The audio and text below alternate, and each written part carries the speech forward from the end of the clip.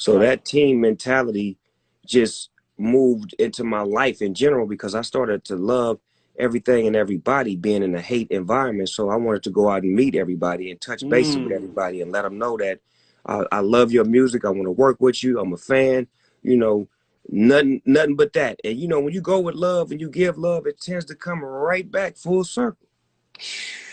I remember I came up to you one day and I was doing Meek's. I was working on his mixtape and I was doing promotion for it. I came up and you said, I know who he is. That's my nephew. And you did the drop. Like I'm talking about, he wasn't even what he is today. I'm talking about, we hadn't even put out no real music on a national level. So it ain't just people that's like, again, like Tip or like Wayne. I'm talking about just cats that just starting out. Yeah, like, but that's the key. That's the key, Charlie, is that I was once him.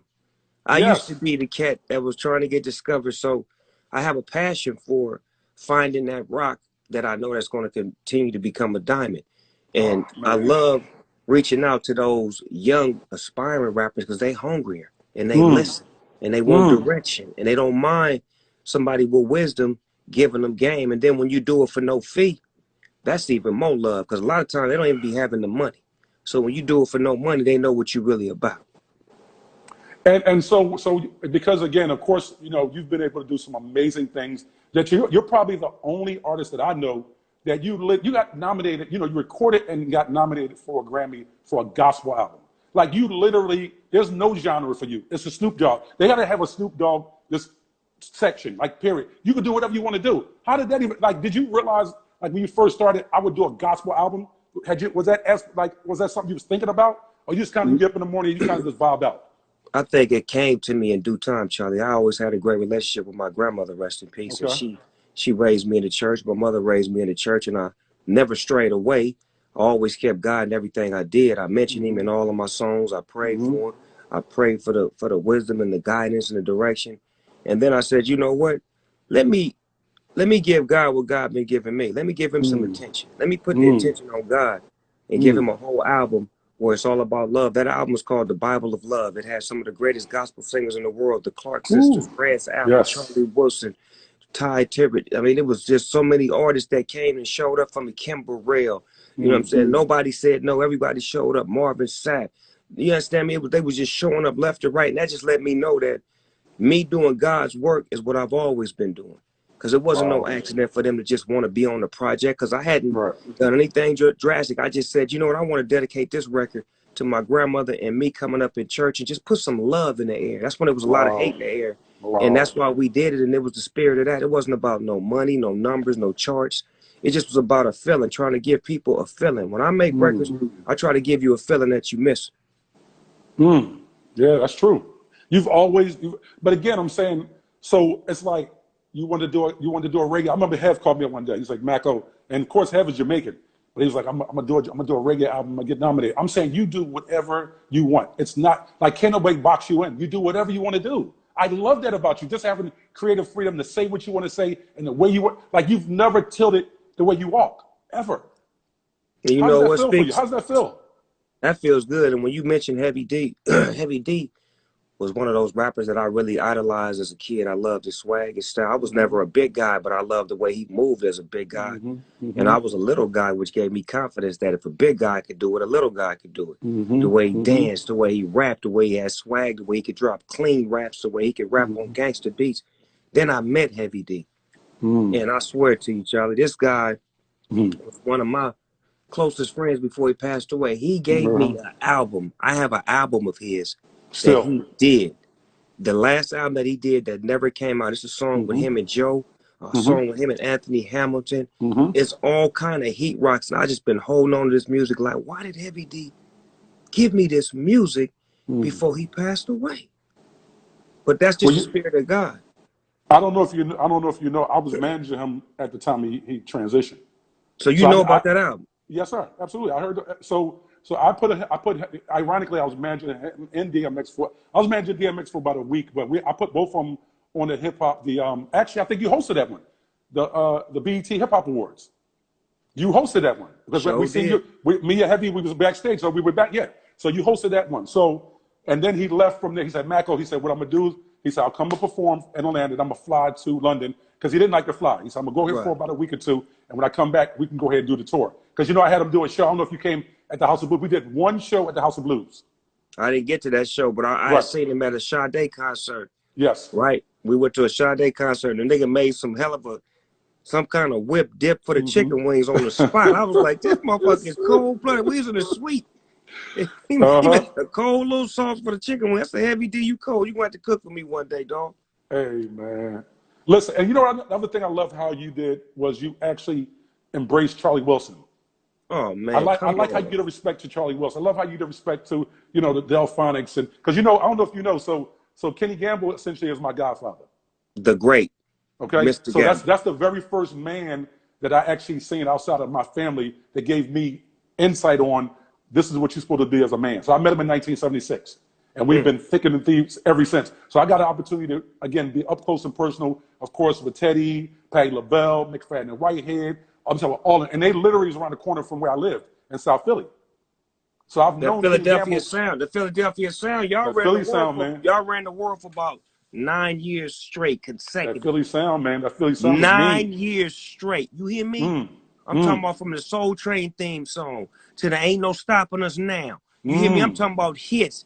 Back to back, Harold Melvin and the Blue Notes, the OJs. Talk to me, tell me I'm wrong. I know I'm right. Look here, man. I know what I'm talking about. And you really educated and rich in your I want to call it old school. I call it the soul school, right? So you really pay homage to that. And I love that you take your platform and you uplift them because again, Charlie Wilson, I want to say he's had a top 10 record in every decade over the last five decades and 6 decades at least. And the beauty of that was when I was a youngster on Death Row Records, I seen Charlie Wilson at a gas station. He wasn't doing so well. He was on drugs, and I told him, I said, man, if I ever come back, I'm gonna get you, man. I'm gonna help you out, Charlie. And through Val Young, Lady V, that's my girl. We was working at Can-Am Studio. That's my girl. And she brought him up there. And when she brought him up there, we never let him go. He was still halfway on drugs, but he had a counselor with him that was a lady that was with him that eventually became his wife.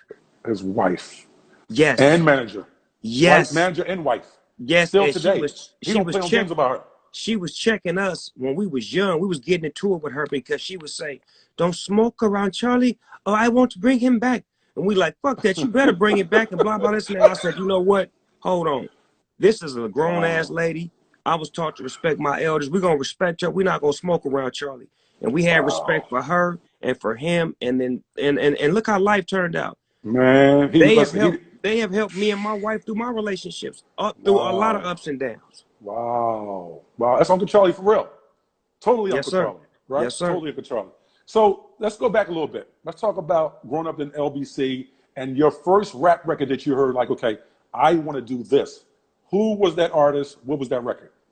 Well, the first rap record that I really started to rap was the Sugar Hill Gang. Okay. You know, I started to rap that song because it was like a big record. But the first rap that I fell in love with that made me want to rap was Jimmy Spicer's Super Runners. Woo! You know, listen, we got to definitely say, may he rest in peace. You know, he just passed away from cancer. I know. I wanted to work with him so bad. I talked to him. Look, me and Warren G rap style is like basically Count Cool Out. You got to know it. You better know it. Like, we borrowed. Me?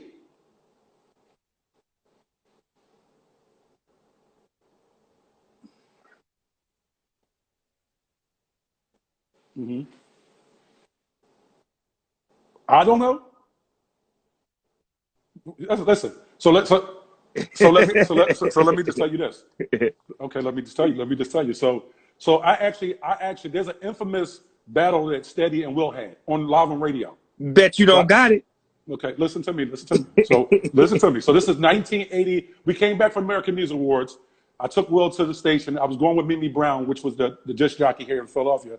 And I took him to go pretty much to kind of do an interview celebrating the fact that we won the American Music Award in 1988.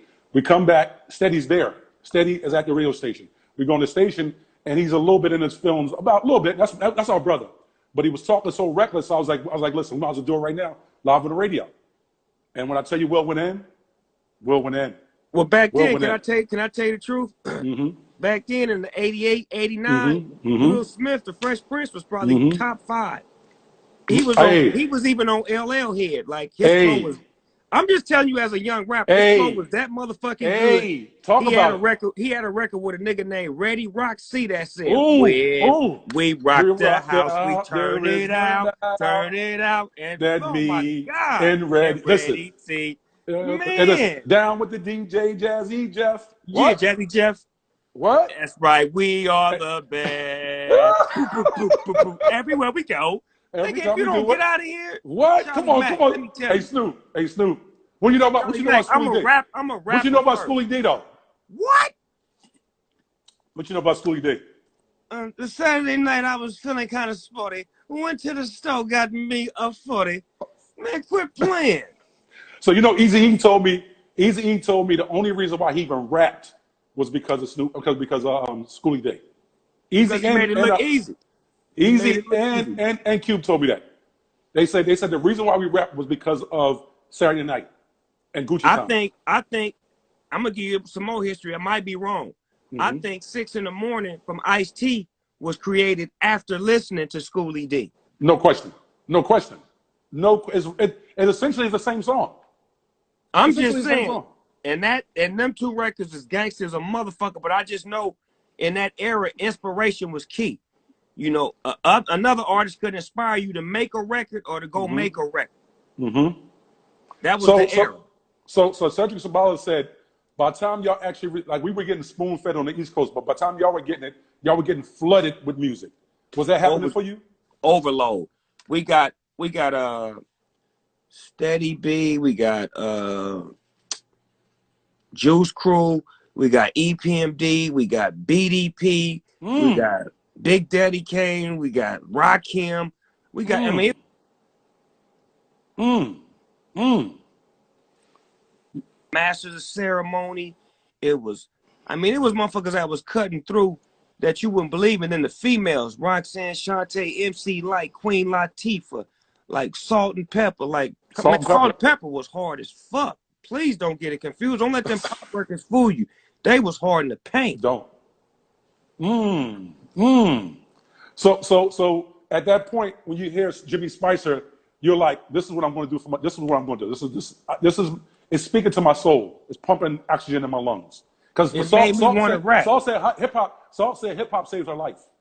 I think it saved mine because it was easy to join the gang. It was easy to sell drugs. And what I mean by easy was it was a walk in the park. You know what I'm saying? Like you Mm-hmm. could easily just go out there and get involved. But Mm-hmm. rapping, you had to put some effort into it. You had to put some skill into it, some thought into it, and some time into it. You Mm-hmm. feel what I'm saying? So it was like it showed you how to prepare for being a professional. Shout out Mm-hmm. to the West Coast females too. I can't forget about JJ Fad, 357. You Absolutely. JJ understand Fad me? did our We're not first gonna tour. forget about Hey, the West listen, Coast listen, girls. listen. Our first tour. Watch our first tour. Our second tour. Our first tour was Two Live Crew. Watch this. Two Live Crew, Whistle, Public Enemy, Jazzo with a young man. He was about 16 years old named Jay Z. That was our first tour. Our second tour was Run's House. Run DMC, Public Enemy, DJ Jaja, Fresh Prince, EPMD, and JJ Fad. How about Okay, that? now I'm gonna ask you, who have you seen out rock Run DMC on stage? You can't. You can't because when you got I thought you'd say that. you can't. But let me tell you why. Let me tell you why. Because much like you, when you have catalog and each song was a monster, when you have catalog and each, it's like, I remember they had opened up for Onyx one time, right? Just for Onyx, Run DMC had not opened up for them. They was on the same bill, and they went on before them. I said they don't even realize what's going to happen. Run gonna make it. I mean, he's gonna. There would be no stage left. There won't be no stage left. But I'll tell you, Mace would never ever go on. I remember at the height of Mace said, "I'm not going on. I'm not going on after KRS. I'm not going to do it. I don't care what you say. I don't care what you say." He said, "Charlie, you're not putting me on after KRS. I promise you. Smart man. Smart man. I Now watch promise you." this. But Now watch this. Russell Simmons did something called called The Show. It yep, was a I was movie. And in we shot Philly. that motherfucker in Philly, In right? Philly, yes, sir. This is when I meet Lil C's, Biggie, Mm-hmm. all the rappers. We was all there, right? So Mm-hmm. this motherfucking event was so cold. Run DMC was on the bill. I Yes. seen they was on the bill. And I'm watching everybody that's performing. I'm like, ooh, they finna tear y'all asses up. As soon as they Y'all, got on stage, that motherfucker Ron said, we had a a whole lot of whole lot of superstars superstars on this on here this stage stage tonight. tonight. But I But I want y'all want to know y'all to one know, thing. This is my my motherfucking house. house. And when I say Ooh, whose house, y'all know what time it is. that How cold is motherfucker that? did Ron's house. Man, every young rapper in that motherfucker had to bow down. Like I already knew because I had went on a couple of shows with Run DMC. I was already on bow down status, but a lot of rappers was hot headed. They was What hot status was headed. you on? What status was you on? I was on bow down status. Like, let me get out the motherfucking way, please. A lot of rappers was hot headed and thought that they could really like. You understand me? Like get in the mix, man. Please, Run DMC shut all that shit down, quick, fast, on a hurry. Like, and it was a lot of big name rappers. Go get that movie to show. And No, look at all listen. the big name rappers on stage. There's not a more gangster walk than you can walk in Run's shoes when you walk on stage. There's not a colder walk in hip hop. There's not a colder walk. Listen, you got your sway that you do your stems, and you come on, you groovy, you in your zone. But I'm talking about there's not a colder walk than when they say run, run, Run, run, run, run. run. Listen, there's not Run. a colder walk. There's not a Come on, colder cuz. intro. Is there a Come on, colder intro than that? Charlie. Is there a colder I just intro think than that? about the movie Crush Groove when I seen the scene and then seeing these niggas doing it in real life. Like, come on, man. Come on, man. That's hip hop. Like, those are moments that you got more of those moments than I do, but those are the moments that I cherish in hip hop to see precious moments like that. Yeah, man. Hey, listen. So let's talk about the LBC, your LBC crew, 213 crew. Right. Nate Dogg, Yes, Warren sir. G. Yes, sir. Talk to me about those brothers because y'all came up together. Y'all was in the trenches together. That's who I actually stopped selling dope with to become a real rapper with. We put our issues to the side. Said we ain't gonna sell drugs, we ain't gonna rob, we ain't gonna do nothing violent. We're gonna go to the studio. And that's when we began to start making records like that people wanted to pay for. Like, local hood records, mixtapes. And then we started to develop a formula of, Nate do the singing. Warren G and Snoop do the rapping. Warren G can produce and scratch. So we started to figure out what our role was, because you in the beginning you trying to figure out your what your play is. Your groove, And yeah. exactly. Once we figured it out, we started making good music, and the hood started loving it, and they started pushing us to rap as opposed to being in the street. So that was another beautiful thing where we had a lot of support from the neighborhood to do the right thing and not just keep doing the wrong thing. So you also had my little nephew from over here on the East Coast, Corrupt. Yes. Ooh, a Yes. Now beast let me with it. tell you, A beast with it. I met Corrupt when I got out of jail. I met him in Hollywood. It was a rap fucking talent show or something. And my homeboy's Perfection. Perfection was the twins, a group named Folsom, and my homeboy Domino. And they was all in the group. So they performed at the little party, and when it was over with, it was a female in the streets, and she was talking shit. She was like, "You Long Beach niggas is whack. My homeboy will serve all y'all." And blah, blah, blah. She just was going off like, whoop, whoop. And I'm like, you know what I'm saying? I'm letting her talk. And she go get him. And when she go get him, he started rapping. He started tearing my homies up. He started wearing their asses out, right? So I'm just standing against the wall, just listening. I come up off the wall probably like after the fifth rap he dropped, and I take off on him. And he take off back, and we like on some karate shit. We just pow, pow, pow. We go like about 35 minutes to where like the last two verses. Hey, listen, I don't mean to cut you off, but DJ Jazz Jeff is on the line. He just came on. Please Man, give him a shout out. Jazzy Please give. motherfucking Jeff is Please in the give it to him. building. Please Hello. give it to him. Please One give of it the to him. greatest to ever do it. Hey, listen. You understand? I've been able to watch. You know what every Jazzy night. Jeff? You know what Jazzy Jeff is the He king did the of? scratches on. He did the scratches on the film, on Straight Outta Compton. Oh my Did you know that? No, I didn't.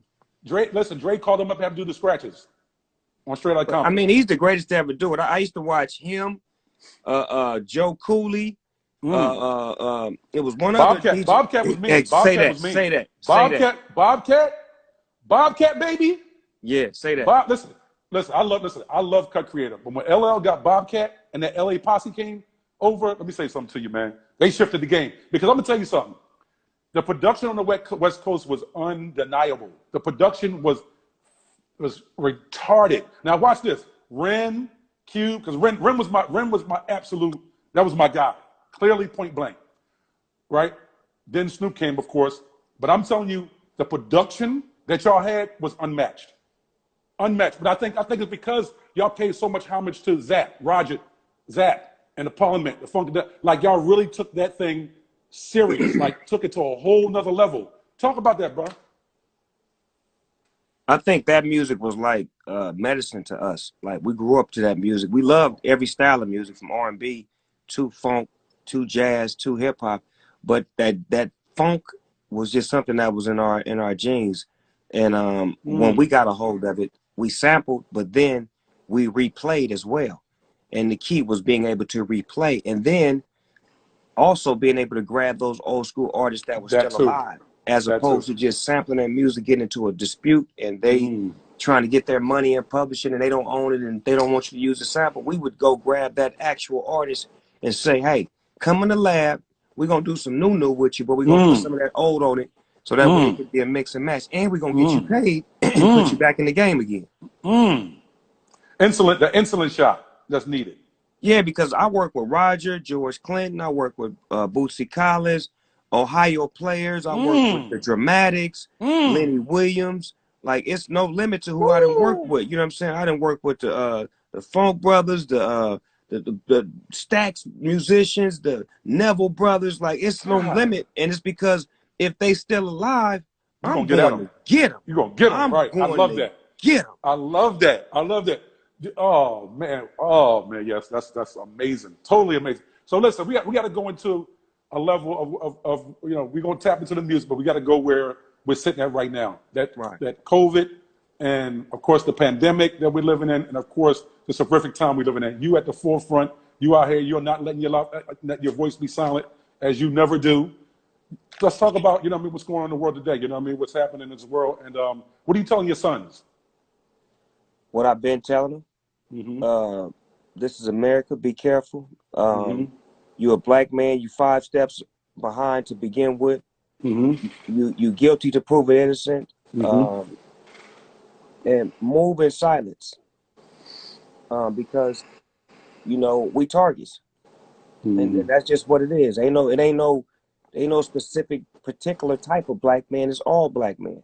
Right. And the world is starting to see it, but imagine all of the violence that doesn't get captured on camera. Imagine all of the years where we've been saying we've been beat up by the police and harassed and pulled over and set up and framed and snitched on and this and that, and it's swept under the rug. So now I just feel like this generation is cut from what we was cut from. My generation was the slaves, was the grandparents. I mean, we the grandparents of the slaves you couldn't kill. So imagine what this generation is. If you couldn't kill our grandparents and you couldn't kill us, you damn sure not going to kill them. So it's going to be some get right. It's going to be a lot of get right. That's why it's translating into other races and other people supporting the movement, because it's a real movement. It's not a color movement. It's a feeling, the way you feel. If you have any conscience and feeling and love about yourself, you cannot stand to see that done to anybody, because you feel like that's who you are. Like if I watch somebody get shot or killed on TV, I don't care what color they are. I have a emotional feeling in me that makes me hurt. To feel for their family, to feel for them, to feel for, not just to be like, how they had that coming. Even the worst of the worst. Did you see the sister that put up the post, and she was saying how she felt like they looted us. You know what I mean? They stole us. She said, I don't give 2 F's about the situation. They could burn it. They could burn it down. Did you see that video? You see that sister talking about that? She was like, I don't give. We don't own it, so I don't give crap about it. They could burn it down. How you feel about her? How you felt that statement? What's your feeling about that statement? I felt like that once upon a time in 1992. So I can't be hypocritical and say, well, she's wrong or she's right. Everybody's entitled to their emotions and their feelings. It sways you a different way, because I seen it before. But if you ain't never seen it before, you may feel a certain kind of way. I've watched the utter disrespecting police, and I watched some great police officers. I'm not going to say that they all bad, because they not. I got relationships with a few police officers that are cool, some governors, some mayors, some officials, from doing business, from being a rapper and entertainer. You run across people and you see that they're not all that bad, just like they gave me an opportunity. They could have said, he's a gang-banging ex-drug dealer. We don't want to give him a shot, but they gave me a shot. Right. Right.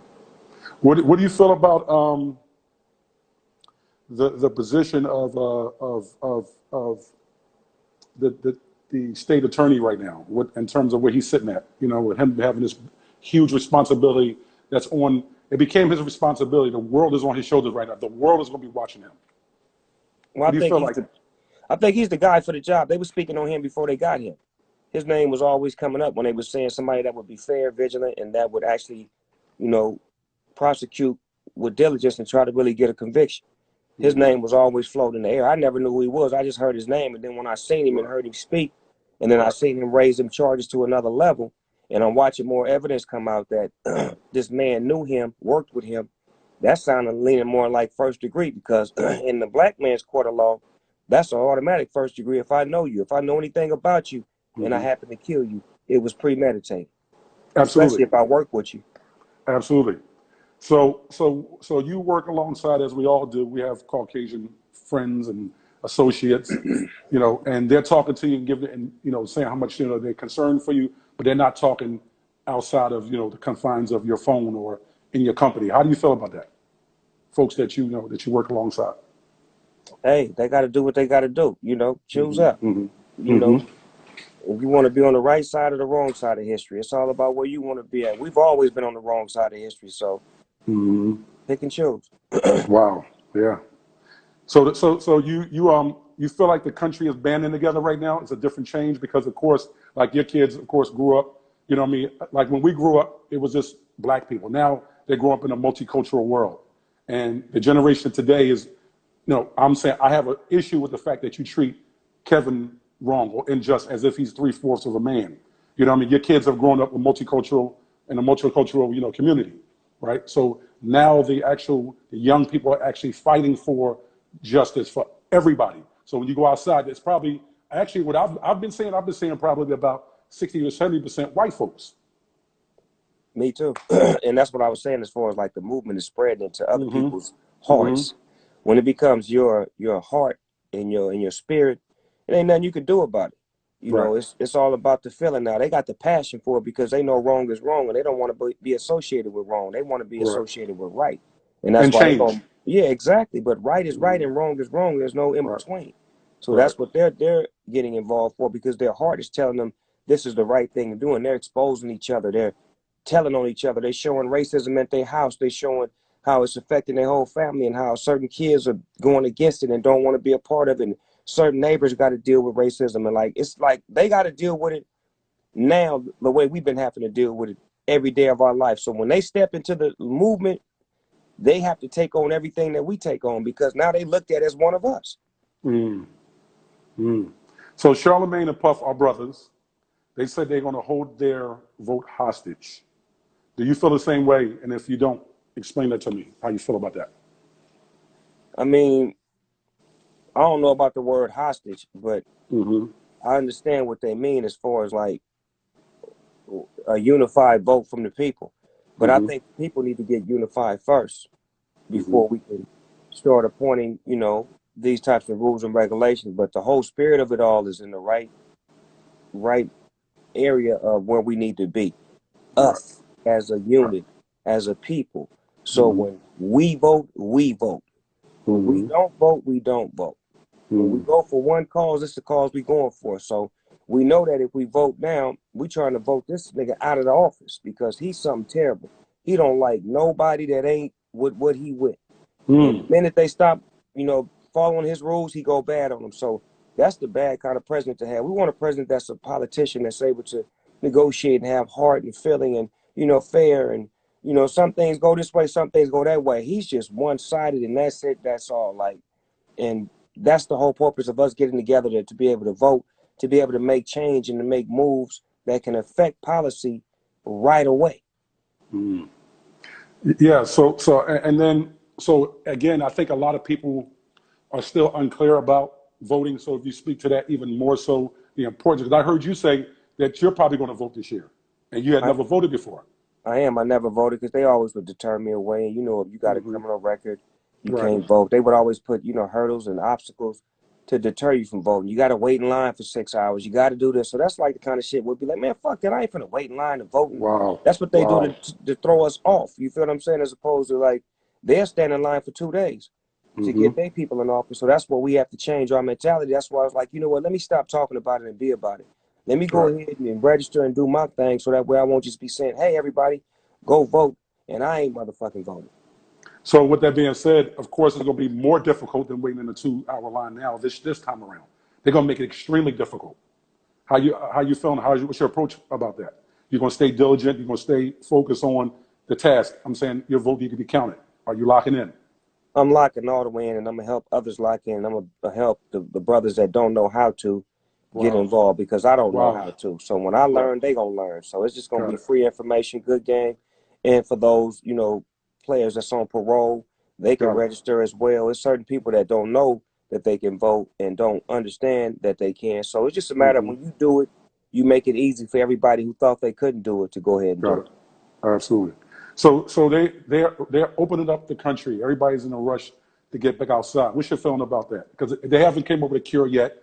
I heard that it's been spiking because, of course, I haven't been out really in about 13, 14 weeks. So what's your feeling about, the fact that everybody's in a rush to get outside? I'm not in a rush. I think they should take their time until they figure out what the whole play is all about. I mean, just to make sure that there's safety first.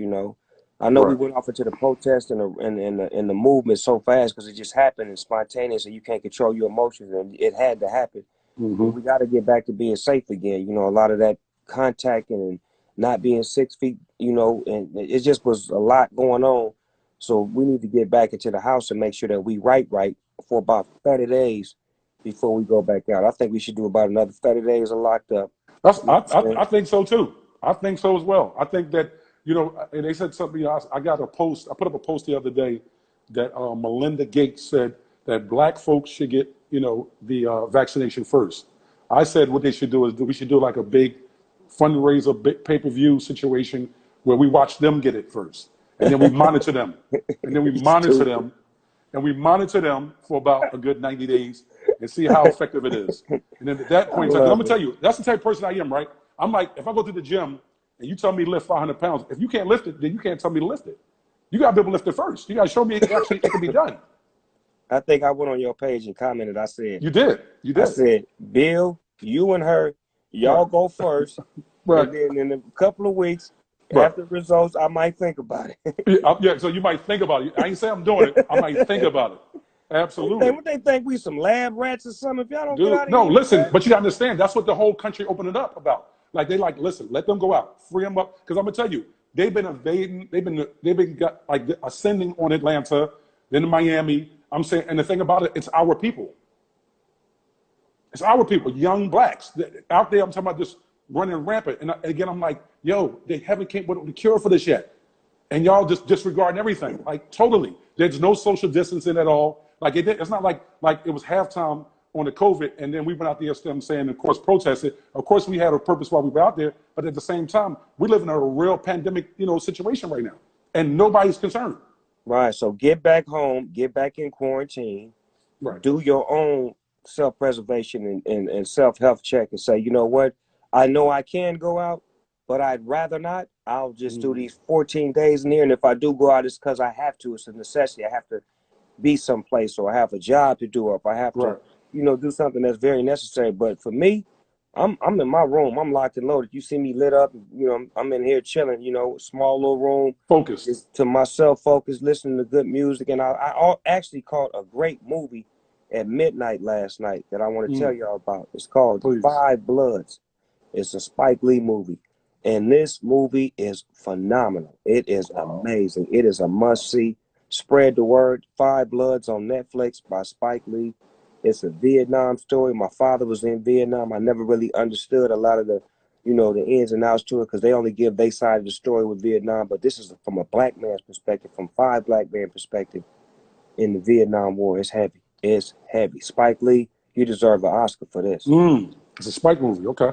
So hey, brother, listen, I got 3 more questions. I'm gonna let you go. IG, and I'm active on IG, but you got over 45,000 posts. What is it about? Because I'm gonna tell you something. Denzel was saying If you give it away, they won't go see you, you know what I mean, in the theater. I don't support that. I've been trying to get Will on IG forever, and then Will finally jumped on. But you've already been on it. What is it about Instagram? What is it about that connection? What is it? Because you post. How many?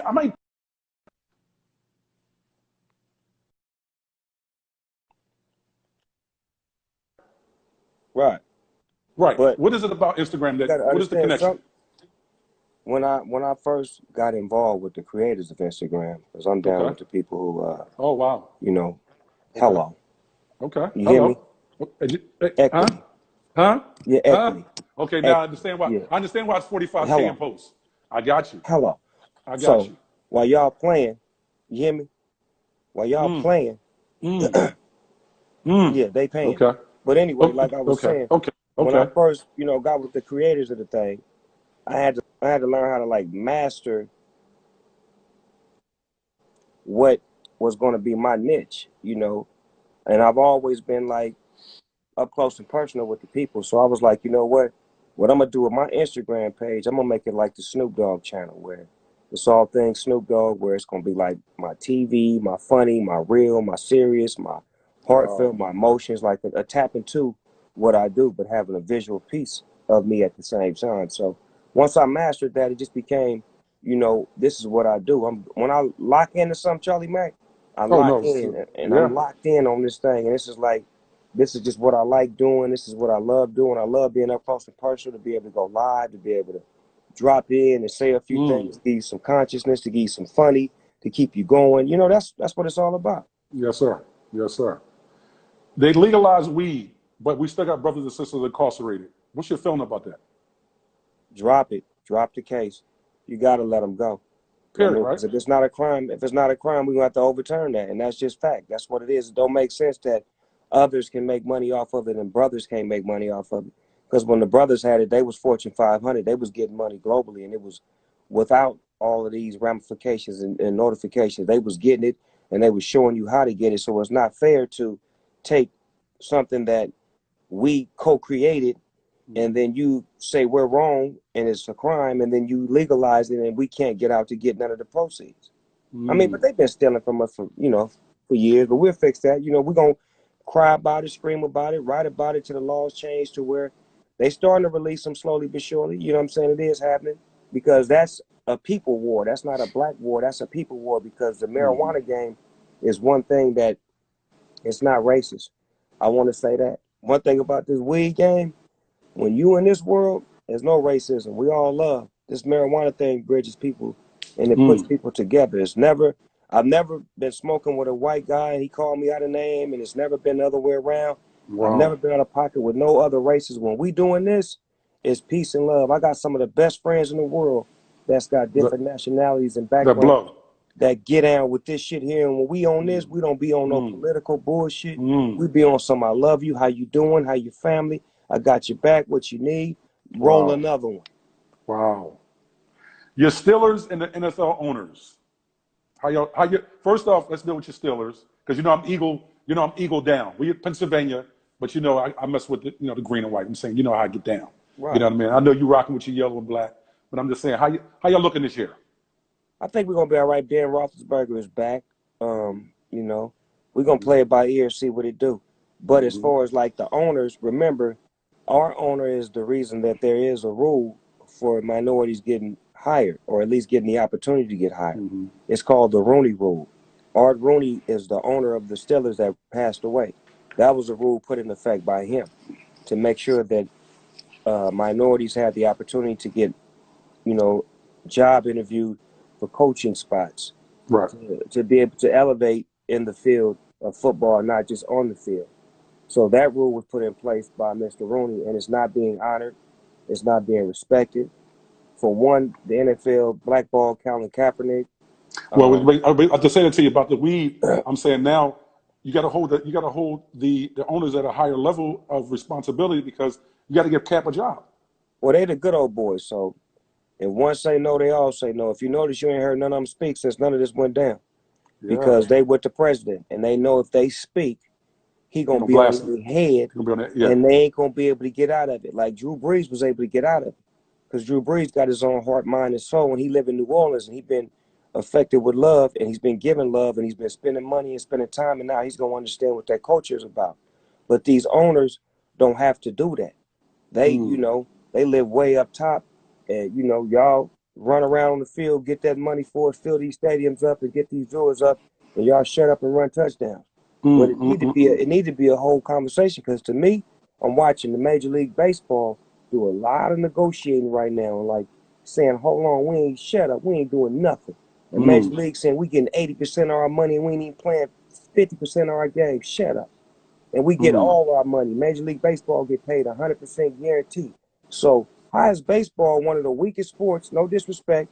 When I say weak, I mean nobody's watching it as much as they're watching basketball and football. But About they got, 20% attendance. but they have more say so and more guarantee to get money and revenue when their own